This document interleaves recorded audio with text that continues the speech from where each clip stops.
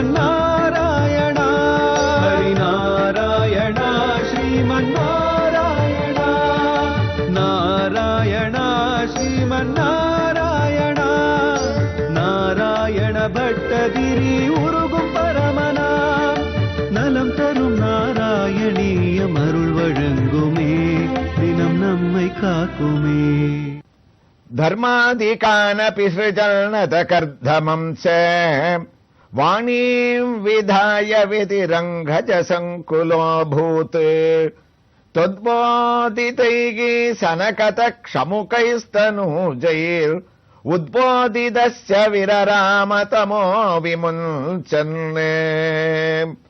10வது தசகத்தினுடைய 8வது ஸ்லோகத்தில் பிரம்மாவனுடைய படைப்பினுடைய கிரமங்களை எல்லாம் சொல்லி, குருவாயூரப்பா, வாக்தேவியான சரஸ்வதி தேவிய பிரம்மா படைச்சு அவளையே பத்தினியாக ஏத்துண்டு அந்த சரஸ்வதிக்கு அனைவருக்கும் அளிக்கக்கூடிய கலைகளுடைய தேவதையாக ஆயகலைகள் 64க்கும் அவளை அதிபதியாக்கி சரஸ்வதியை தியானம் பண்றவர்கள் பெரிய கலைஞர்களாக திகழ்வார்கள் என்ற ஒரு பெருமையை பிரம்மா அந்த தேவிக்கு வாணிவிதாய விதிரங்கஜ சங்குலோபூத் கொடுத்தாராமே. இந்த சரித்திரம் சத்தியமானு கேட்கிறார். இன்னைக்கும் இந்த வாக்தேவியான சரஸ்வதியை நம்ம தரிசனம் பண்ணோம்னா நமக்கு தெரியும், தமிழ்நாட்டில் கூத்தனூர் என்ற ஒரு அழகான ஊர்ல சரஸ்வதி தேவியானவள் தான் வீணையையும் புஸ்தகத்தையும் கையில வச்சுண்டு அனைவருக்கும் அனுகிரகம் பண்ணக்கூடிய ரூபத்தோட அந்த திருக்கோயில நமக்கு தனி கோயிலாக தமிழ்நாட்டில் திவ்ய தரிசனத்தை அளிச்சுட்டு இருக்கா. நம்முடைய நலம் தரும் நாராயணியத்துல ஒரு பெரிய ஒற்றுமை, நமக்கு குருவாயூரப்பனுடைய அனுகிரகத்தால ஒரு அனுபவம், முக்கியமான ஒரு நிகழ்வுகள் வரும்போது நாராயணியத்துல அந்த ஸ்லோகத்துல இது போல தானாகவே அந்த ஒரு தேவதையோ அந்த திருக்கோயிலோ வந்து அமைஞ்சு போயிடும். அதுபோல இப்ப தேசமெங்கும் மாணவ மாணவியர்கள் ஒரு பரீட்சையை எழுதிட்டு இருக்கக்கூடிய ஒரு சந்தர்ப்பத்துல சரஸ்வதி தேவியினுடைய அவதாரம் நம்முடைய நாராயணியத்துல இந்த ஸ்லோகத்துல காதுல விழுந்தாலே அவர்களுக்கு அந்த ஒரு பரீட்சையில ஒரு தேர்ச்சியானது ஏற்படும்ன்றது ஒரு பலனா தற்செயலாக நமக்கு நாராயணியத்துல அமையிறது. அதைத்தான் இங்க பட்டத்திரி சரஸ்வதியினுடைய பெருமையே வாணிவிதாய விதிரங்கஜ சங்குலோபூத். குருவாயூரப்பா அவளை சிருஷ்டி பண்ணி பத்னியா ஏத்துண்டார். பத்னியா ஏத்துண்டதுனால அவளோடையே இருந்துட்டார், உலக சிருஷ்டிய மறந்துட்டாராம். அப்ப மறுபடியும் வந்து அவருடைய புதல்வர்களான சனகாதிகள் மரீச்சி முதலிய பிரஜாபதிகள்லாம் பிரம்மாவுக்கு ஞாபகப்படுத்தினார்.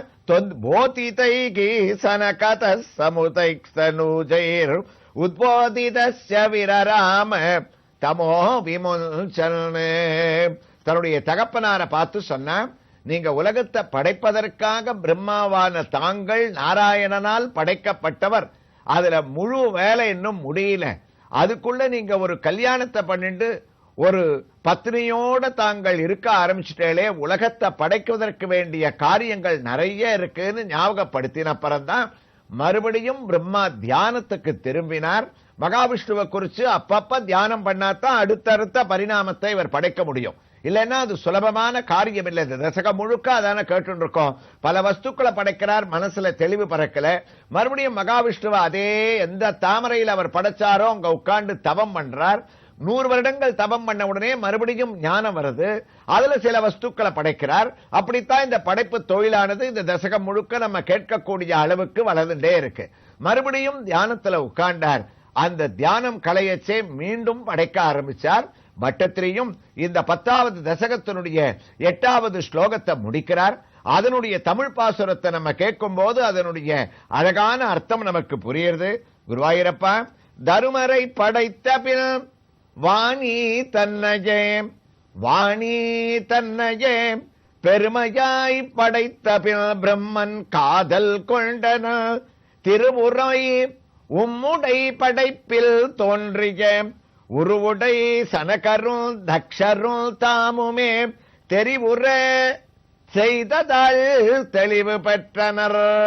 மறுபடியும் நீங்க படைப்பு தொழில பண்ணணும்னு தெளிவுற சொன்னதுனால பிரம்மா தவத்துல ஈடுபட்டாராமேன்னு அந்த ஸ்லோகத்தை முடிச்சு இந்த 10வது தசகத்தினுடைய 9வது ஸ்லோகத்தை ஆரம்பிக்கிறார்.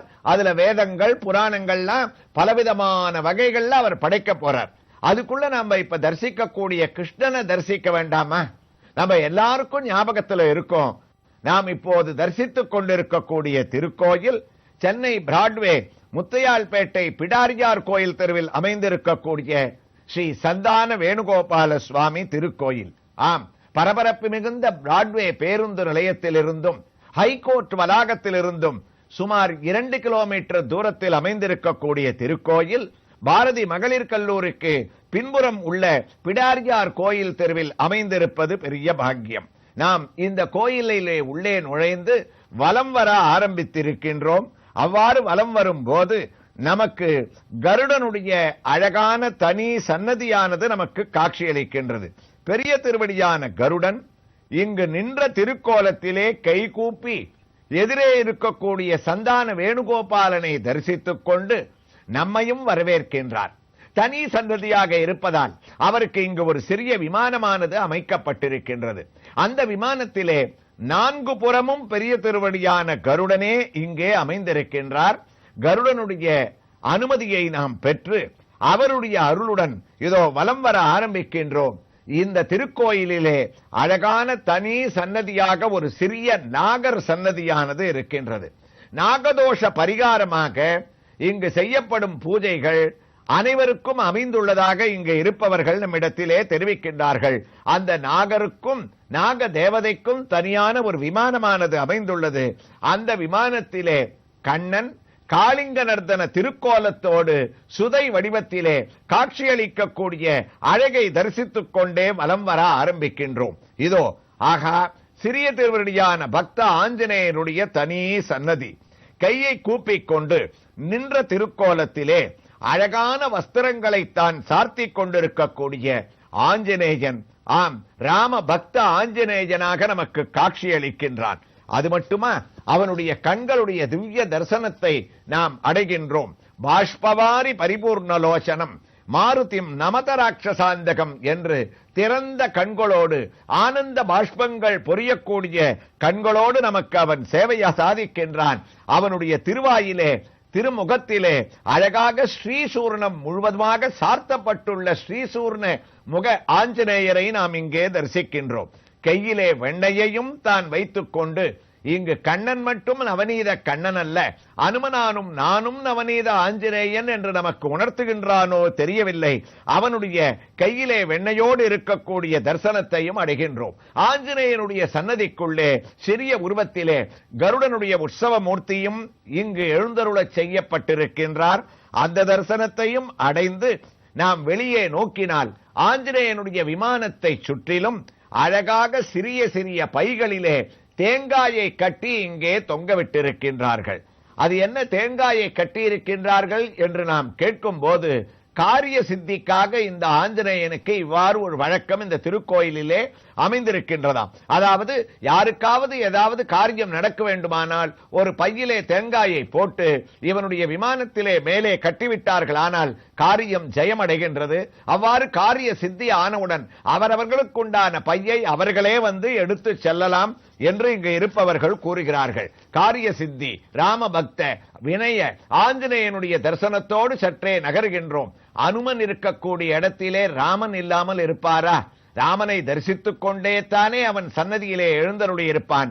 ஆகா, அதே போன்று இங்கு கோதண்டராமனுக்கு தனி சன்னதி. மூலமூர்த்தி அழகாக இதோ நமக்கு காட்சியளிக்கின்றார். நின்ற திருக்கோலத்திலே ஸ்ரீராமபிரான் அழகான கோதண்டராமன் என்ற தன்னுடைய பெயருக்கு ஏற்றாற்போல் வில்லை கையிலே ஏந்தி கொண்டிருக்கின்றார். அம்போடும் காட்சியளிக்கின்றார். ராமனுக்கே உண்டான ஒரு பகல் உலகலாம் உதரத்துள் பொதிந்து என்ற அழகான திருமுக மண்டலம், கௌசல்யை திருவுர பயந்த எம்பெருமானுடைய அழகான தரிசனம், அவனுக்கு ஒரு புறத்திலே லக்ஷ்மண சுவாமி வில் அம்போடும் சீதை பிராட்டி ராமனுக்கு இடதுபுறம் தாமரை பூவை கையிலே தாங்கிக் கொண்டு நமக்கு சேவை சாதிக்கக்கூடிய வைபவம்.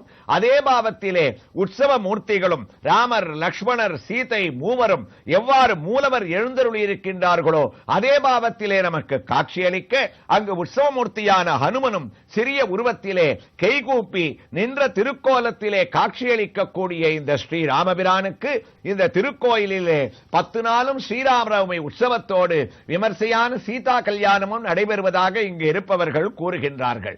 இந்த ஒரு அழகான திவ்ய தரிசனத்தோடு இதோ குருவாயூருக்கு நாம் திரும்பிவிட்டோம்.